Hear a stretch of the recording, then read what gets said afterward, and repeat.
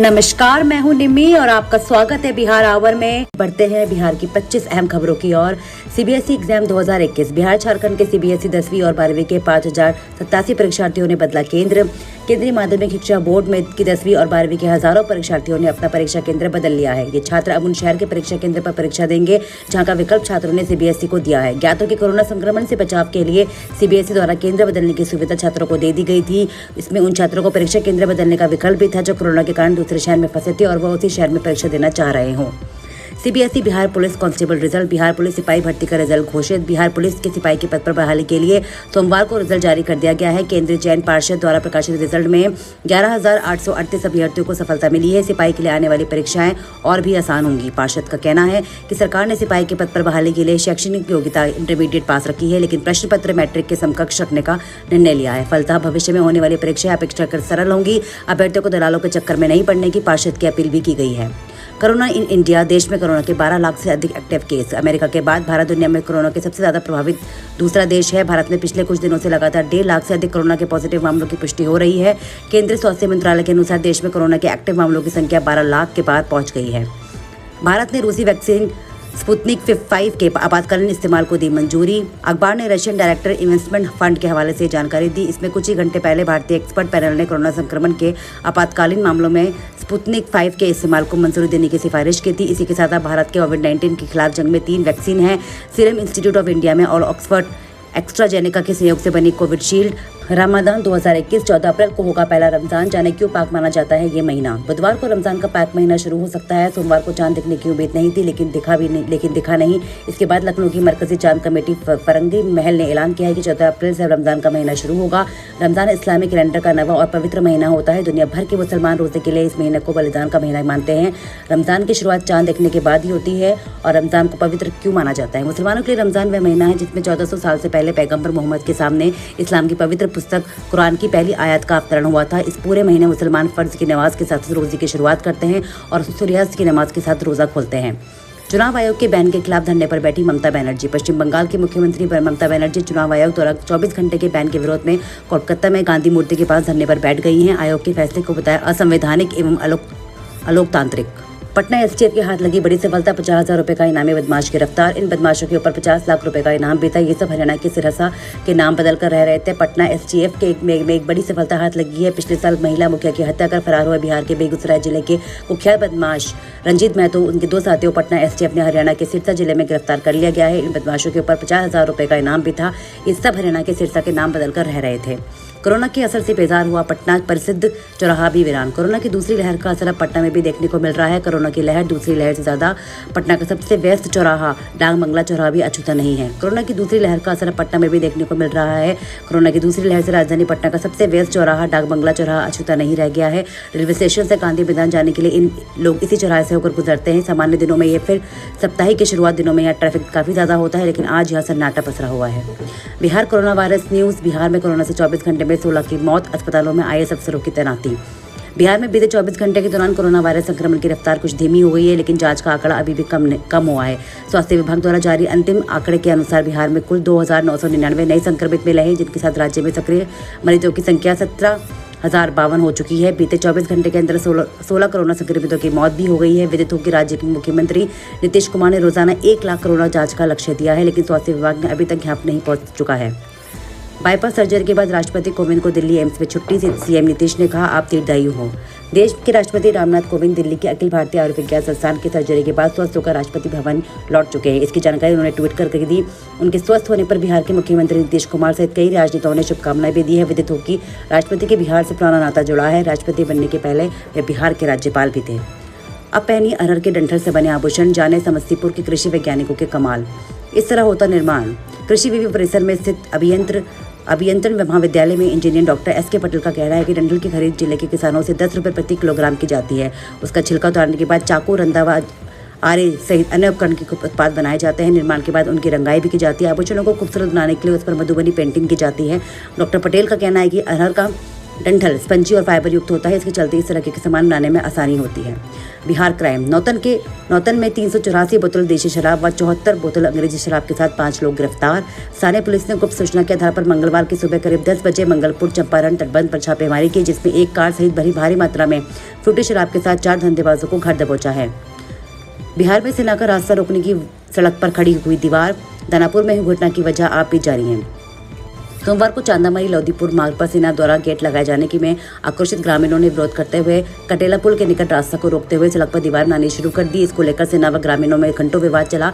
ग्रामीण दीवार निर्माण करने में जुटे रहे। सूचना पर अनुमंडल अधिकारी विनोद दुहन व एसएसपी विनीत कुमार मौके पर पहुंचे व ग्रामीणों को शांत कराया।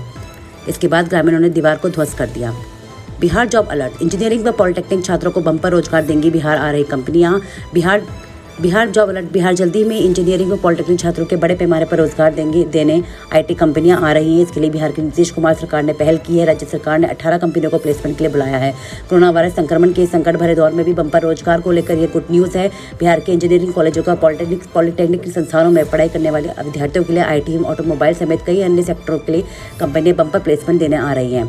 कोरोना वायरस संक्रमण को गले में ही मार देगी। 1 चम्मच चीनी के साथ ली गई इधर की 10 बूंदें, जाने कैसे। किसी भी व्यक्ति को कोरोना संक्रमण से बचने के लिए केमिकल की 10 बूंदें काफ़ी है। इसे 1 चम्मच चीनी में मिलाकर लिया जाए तो कोरोना वायरस गले में ही निष्प्रभावी हो जाएगा। अब तक इस जानलेवा वायरस की वैक्सीन नहीं आती। इधर थेरेपी को टीका मान इसका प्रयोग संक्रमण से बचाव के लिए किया जा सकता है। ये दावा पटना के एक डॉक्टर का है। झारखंड के बोकारो में नकली ब्रांड से शराब बनाकर बिहार में खपाने की तैयारी। स्पेशल टीम ने किया भंडाफोड़। गिरफ्तार शराब माफिया राजेंद्र तोरी और गुंजन कुमार की निशानदेही पर पुलिस को पता चला कि यह शराब बोकारो में आ रही है। इसके बाद पुलिस ने बोकारो के बालीडिया थाना क्षेत्र स्थित ओम बॉटल्स एंड ब्लेंड्स शराब फैक्ट्री में छापेमारी की। यहाँ इस शराब फैक्ट्री के आड़ में बिहार भेजने के लिए नकली शराब बनाई जा रही है। 13 वर्षों बाद अचानक डाक विभाग हुआ मेहरबान। बिहार के 120 लोगों को दी नौकरी। अनुकंपा के आधार पर नौकरी देने का प्रावधान तो है, लेकिन इसमें जुड़े विभिन्न तरह के जटिल नियमों की वजह से सभी के हाथ ही नौकरी नहीं लगती है। डाक विभाग में भी यही हाल था। कुछ मामले तो 13 वर्षों से लटके पड़े थे, लेकिन अचानक विभाग मेहरबान हो गया है। नियमों को इतना सरल कर दिया गया कि बिहार के बिखरे सपने फिर संवर गए हैं। बिहार भर में कुल 120 लोगों को नियुक्ति पत्र दे दिया गया है। विभाग में उन्होंने अपना योगदान भी कर दिया है। भोजपुरी स्टार निरुआ हुए कोरोना पॉजिटिव। फिल्म की शूटिंग भी रोकी गई। बीते दिन भोजपुरी अभिनेत्री आम्रपाली दुबे के कोरोना संक्रमित होने की खबर सामने आई थी। वहीं अब भोजपुरी फिल्मों के सुपरस्टार निरुआ को भी कोरोना संक्रमित पाया गया है, जिसमें उनकी आगामी फिल्म की शूटिंग को रोक दिया गया है। रमजान और नवरात्र पर कोरोना का साया। मंदिर और मस्जिद में लटका ताला। शिवहर में 30 अप्रैल तक बंद किए गए जिले के सभी धार्मिक स्थल। गृह विभाग के निर्देश के आलोक ने डीएम ने जारी किया आदेश। इसके चलते लोगों में मायूसी है। कोरोना गाइडलाइन का पालन करना जरूरी। इस बार नवरात्र और रमजान का कोरोना का संक्रमण का साया है। इसके चलते मंदिर और मस्जिदों में ताला लटक गया है। ईश्वर और भक्तों के बीच दूरी बढ़ गई है। इसके चलते लोगों में मायूसी है। प्रदेश समेत जिले में लगातार बढ़ते कोरोना संक्रमण के बीच गृह विभाग के निर्देश के आलोक में डीएम को मंगलवार को आदेश जारी कर 30 अप्रैल तक जिले के सभी धार्मिक स्थलों को बंद करने का आदेश दिया है। हैकर्स के निशाने पर वीआईपी। बिहार सरकार में मंत्री का फेसबुक आईडी हैक। रिश्तेदारों और करीबियों से मांगे पैसे। बिहार सरकार के सहकारिता विभाग के मंत्री और गोपालगंज सदर के विधायक सुभाष सिंह की फेसबुक आईडी का क्लोन बनाकर साइबर अपराधियों ने पैसे की मांग शुरू कर दी है। मंगलवार को साइबर अपराधियों ने मैसेंजर के जरिए एक कर कई लोगों से इलाज के नाम पर 50-50 हज़ार रुपये की मांग की। मामला सामने आने के बाद मंत्री ने पटना के आर्थिक अपराध इकाई के एसपी से शिकायत कर कार्रवाई करने की मांग भी की है। देश में महिला पुलिसकर्मियों के मामले में बिहार अव्वल। नई भर्ती के रिजल्ट में 43% मिलाए और बेहतर होगी स्थिति। Central selection board of constable में सिपाही बहाली 2019 का अंतिम रिजल्ट जारी कर दिया गया है। इस भर्ती के तहत 11,880 रिक्तियों के विरुद्ध 11,838 अभ्यर्थियों को सफल घोषित किया गया है। खास बात यह है कि चयनित अभ्यर्थियों में 43% महिलाएं हैं। वहीं 447 गृह रक्षक अभ्यर्थियों का भी चयन सिपाही के पद पर किया गया है। गौरतलब है कि महिला पुलिसकर्मियों के मामले में बिहार देश में अव्वल है। नई भर्ती के रिजल्ट से स्थिति और बेहतर होगी। सीबीएसई की परीक्षाएं रद्द की जाए। कोरोना के बढ़ते मामलों के बीच अरविंद केजरीवाल की केंद्र सरकार से अपील।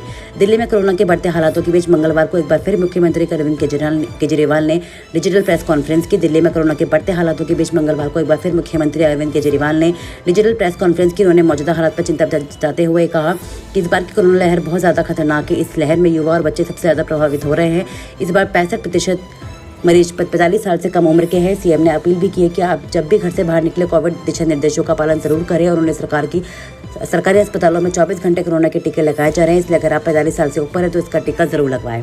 सीएम केजरीवाल ने सीबीएसई की बोर्ड परीक्षा रद्द करने की मांग भी करते हुए कहा कि दिल्ली के 6 लाख बच्चे सीबीएसई की परीक्षा में बैठेंगे। 1 लाख के करीब अध्यापक इसमें शामिल होंगे। इससे बड़े स्तर पर कोरोना फैल सकता है। लिहाजा मैं केंद्र सरकार से अपील करता हूँ कि सीबीएसई की परीक्षाएं रद्द कर दी जाए।